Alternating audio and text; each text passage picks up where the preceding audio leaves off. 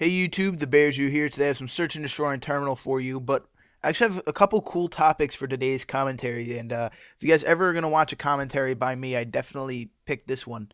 Um, it's the first one is why the RC car in Black Ops is not gonna be overpowered, and I actually have some really legitimate reasons behind it. If you guys want to watch that, the second one is gonna be about Gears 3. So if you're not a Gears fan, you could probably shut it off after the first half. I don't really care. But so for Black Ops. The RC car is not gonna. By the way, search and destroy and terminal is not a great gameplay. Nothing special about it. But the thing about the RC car is that kill streaks don't add on to each other. Meaning that if you get 2 kills with your RC car, it won't give you a 5 kill streak. You'll still have that 3 kill streak. And the UAV, the spy plane, as it's called, is going to be 10 times better because it's actually going to help you get your next kill streak. So it's really switching the passive and impassive kill streaks from Modern Warfare 2 are like switching up because your new kill streaks won't help you get a kill streak. They're just for people who want to be kill whores.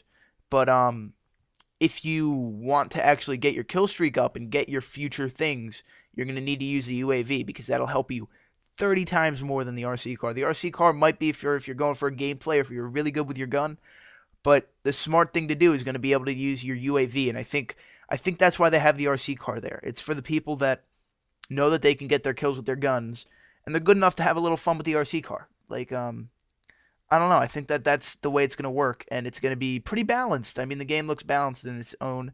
I've seen all the trailers. I've seen a couple analysis, and obviously I did that perk list in excitement until I realized how BK it was to upload a perk analysis video right as it came out. Because there are about 300 others in my sub box within a minute. Um, so on to Gears 3. The game looks amazing. It got delayed until fall or holiday season 2011, right? I'm disappointed for about a day until I figure out why. They're releasing a public beta and they're putting dedicated servers into the game. You guys probably don't know what dedicated servers are unless you play PC games. Basically, it eliminates lag. It really does. I mean, technically it doesn't, but what it does is it finds the best server, the closest one to you, or whatever. And I don't know the complete specifics behind it again, but I play games with dedicated servers, and there's really low lag. There's almost no lag, and it's amazing. So, dedicated servers, a public beta for Gears is going to be amazing. Cliffy B put it himself. He's the developer for the game. That public betas these days are like basically demos. I mean, people make their purchase decisions off the betas. And that's not what the point of a beta is. The point of a beta is to test out the game. And see, Black Ops, there's a right to complain because MW2 is so glitchy. But for other games, betas aren't really necessary. I mean, for MW2, you had all these glitches come out so early that could have been found in an open beta. And they weren't. And that's why there's such a big modding and glitching community today, because it's so easy to find glitches and mods and stuff in Modern Warfare 2. And it's a good idea for Gears to do this because with all these new things they're adding to the game, all of which sound pretty good. I mean, the new Lancer sounds a little cheap to me, and the I could definitely see the sawed-off shotgun being pretty bad, but still like fun to use. I don't know. The game just seems fun to me, and it looks awesome. And that's the thing about Black Ops, why I think it's going to be a good game, is they're taking it lightly. They're not taking it super serious like Modern Warfare 2. They're playing it as a fun game, and that's with all this customization and these weird game modes, like the wager matches. They're trying to really have fun with it. They're trying to keep it light. World at War was kind of they copied COD 4, but in the sense no they copied COD 4, but in the process they made the game fun. I don't know how. I guess they made the guns look cartoony, added Nazi zombies, but they made the game fun and not serious competitive. I don't think Black Ops is going to be a very competitive game. I think it's going to be competitive for the first month, and then people will kind of back off. I don't think it's going to be that MLG game that everyone's hoping for, because they're screw around things. And in MLG games like Halo, there's not really a gun that you screw around with that you know is not as good as the other ones. That's not necessary to use, but like if you guys know what I mean, there's not that one thing that like Halo's the biggest MLG game. You guys understand that, right? It pretty much is.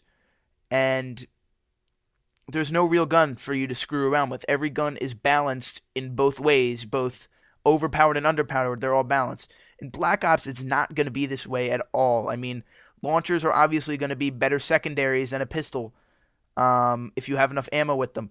But the thing that really strikes me is that they put the crossbow and ballistic knife in multiplayer, and that really says that they don't really care. There's going to be people, because those guns are not going to be as good as the regular guns. People have to realize that they're not. They're going to be for skill players, for montage use, pretty much only. And basically they're putting it in to show that they want to have fun with the game, and I agree with that. That's what COD needs right now. You could put out that serious MLG type game later. Right now you need to revive the series with something that a lot of people can play, but the YouTube community will be happy, because while we are a minority, us in the YouTube community, we're kind of the extremists on the positive side. I guess we call it positive. But there's two extremes really in the video game community. There's the extremists on our side who want everything to be fair and balanced. And then there's the extremists on the other side. We call them the noobs, the ones who use that stuff that make it unfair and unbalanced, and say, "Hey, this game is awesome. I can lunge at people from 20 feet away. I mean, Commando's amazing. Noob tubes are also awesome. You know what? I love to put Commando on my noob tubes so I can kill them in short range and long range." And you know what? I kind of respect that now. I mean, there are people that love that, and especially the little kids who just want pure power, because they want to replace their high-pitched voices with just domination in a video game. And I don't really know, guys. So what is your opinion on Black Ops? Is it going to be good or bad? I don't want that. Let's all assume right now that the game is going to be good. Is it going to be a competitive game, or is it going to be a fun game? And there has to be a difference there.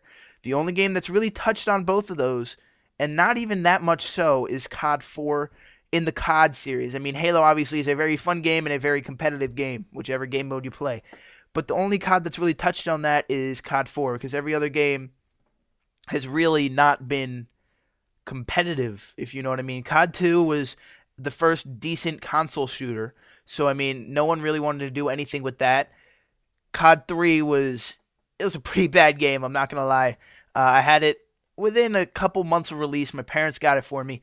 And obviously I was little, so I was pretty suckish at the game. But I went back to it because I got COD 4 broke. And I went back to it a little while ago, about a year and a half ago. And that game was still awful. I mean, that game was not a good game. And so COD 4 came out, and that was the one that people play competitively in. And it was pretty fun. I mean, it wasn't really it was fun because it was competitive. I mean, there wasn't really that fun thing to use. COD 5 was fun. That was in no way competitive. I mean, you can't really have a game with weapons, with vehicles that are that powerful, and it be competitive, because whatever team in the like competitive match gets the vehicle, it'd just be unfair. And Modern Warfare 2 is obviously neither right now. It originally started out probably as a competitive game until all those exploits came along, and glitches and mods and everything, and now it's really neither. I mean, it's people who have fun with the game obviously think it's a fun game, but yet you get into the game and you take it way too seriously. That's my opinion on that.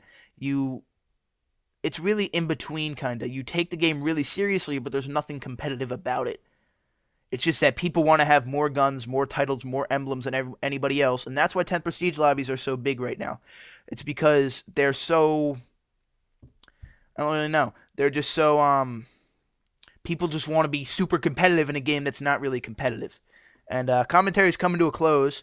Sorry about the pretty crappy gameplay. I mean, I did get plenty of kills. I did die a lot. And I tried to use different opposite weapons, I guess, with the MP5K and the Barrett. Anyway, guys, I'm the Bear Jew. This is getting posted to Community Gamers, Revive Cinema, and my channel. And we'll see about anything else. Anyway, guys, peace.